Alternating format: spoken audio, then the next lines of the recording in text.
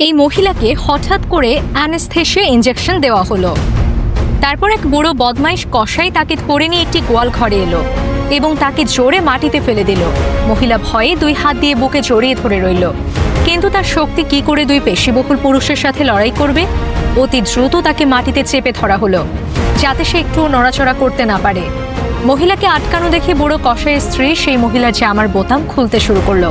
মাত্র 2 সেকেন্ডের মধ্যেই সে এক গ্লাস তাজা বুকের দুধ সংগ্রহ করলো এবং সন্তুষ্ট হয়ে চলে গেল। কিন্তু কসাইয়ের স্ত্রী যেতে না যেতেই কসাইয়ের দুষ্টু ছেলের কুনজর পড়ল সেই মহিলার ওপর।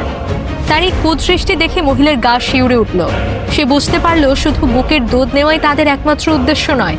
তাই মহিলা পালানোর চেষ্টা করলো, কিন্তু পরক্ষণেই সেই ছেলে তার সামনে এসে হাজির। মহিলা একটি স্ক্রুড্রাইভার দিয়ে আত্মরক্ষার চেষ্টা করলো, কিন্তু ছেলেটি তাকে জোরে ধরে মাটিতে ফেলে চেপে ধরে তার বুকের উপর বসলো। এদিকে আরেকজন ছেলে এসে তার পা চেপে ধরলো। মহিলাটি আর একটু নড়তে পারল না। মহিলার বুকে বসে থাকা ছেলেটি তার জামা খুলতে শুরু করলো। কি হবে এরপর জানতে চ্যানেলটি সাবস্ক্রাইব করুন।